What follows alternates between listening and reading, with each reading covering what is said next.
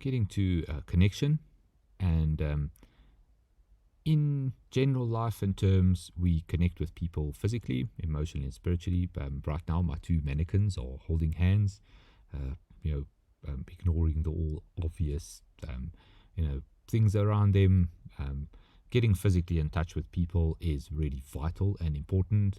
Babies can actually die if they don't get physical connection with people. This is something that's really powerful. I've learned this through different fields like NLP, where it is vitally important for people to feel the connection to other people and to be touched. I know in certain cultures this is not very common. People don't really appreciate this sort of thing, but it is an actual absolute vital component for people in general, and I stand by it. I've seen where people absolutely flourish when you get in contact with them and you physically touch them. So this is something that we do as people. We do it with people we care about, and even if we do it with people we don't care about, they really respond well to this. I've had very, very few times that I've done this with people that they have not responded positively. I just would very much caution you, if you're in a very different society, test it out, but do it in a very sort of non-offensive way. I find that generally if you touch a person at the back of the shoulder, it is like not really a very personal part of their bodies. They generally put this against chairs and all kinds of other things that they don't really worry about. So do that. I'm not saying kiss everyone you see.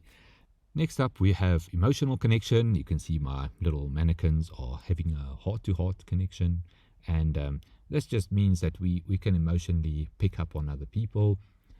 We can connect to people emotionally. When I see someone cry, then I can cry with them, or I can feel sad because they're crying, or I can get angry or whatever. And when another person is angry at me, I can get angry right back at them, which is very typical.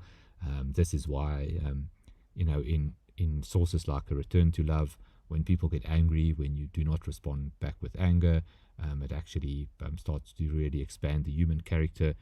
When you have different emotions than the other person have, a lot of schools of thought that say, well, if somebody is sad, then cheer them up, make them laugh, and I've done that with great effect. I think that it's really vital that us as people connect to each other. We also have something called empaths. I'm not really one of the greatest supporters of the common schools of thought around empaths. I really feel that being empathic has strong ties to good boundaries and strong principles, and I really feel that is something that people can set up for themselves. And one of the things that we're really going to do in this course is really deal with connection with people, and then because we deal with connection with people, we also do with how to disconnect from people, and then that would be very helpful for you to then emotionally disconnect from other people as well. So you can bring your attention to yourself. You can then also break that emotional connection that you have with someone.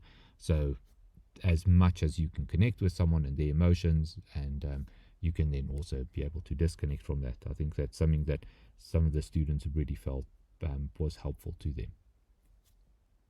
Now we've got a spiritual connection with my two mannequins. It means energetically they're connected to each other via means of the energy centers, which is here the crown chakra, and we can then form a connection with people in a spiritual sense.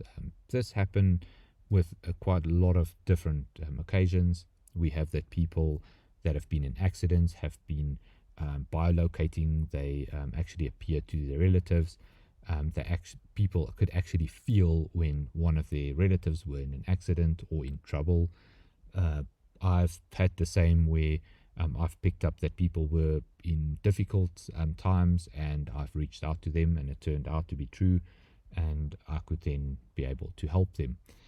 So it really is possible to then connect with people. The fun story that I have is for someone I know used to think of a mom, and she was in boarding school. She was thinking of a mom, and then a mom would phone her, and her mom was saying, I was just thinking of you, and then she knew that, okay, well, it was because she put focus on that person. She made a connection with that person spiritually, in thought, and emotionally probably as well. So you can connect in all different ways to people, spiritually and emotionally at the same time, and then have a much better connection, and then you could actually have that person respond to it. So that is absolutely possible. Again, this is not really a case where we want to go into why this is and explain it away. This is basically just accepted. What we're going to do in the practical sessions is actually prove how it works, and then give you the tools to do this, and then show you how to implement it, and then basically build up the confidence to use this all the time. What we get is we get a whole lot of unique people that are in this big mix. You can call it a universe, and then everybody in the universe has got a specific little place that they then occupy. And then if you have this little space that you occupy, it means that people can find you. Okay, this is the same. I'd say you can connect to their spiritual address. So when we want to connect to them, we find their spiritual address and then we connect to them. This is very much like where you live. Where you live, you've got a hopefully, if you live in a very informal place, like some people here live close to the dam, and then they make themselves a little place to live in the reeds. So, but they pretty much sleep in the same place for a couple of days until somebody chases them away. So you can actually go and say, well, I live so many meters from or feet from this position, and you walk so far into the reeds, and then you'll find me. If you're a little bit more formal in where you live, you will have a city that you live in, a country that you would live in, province.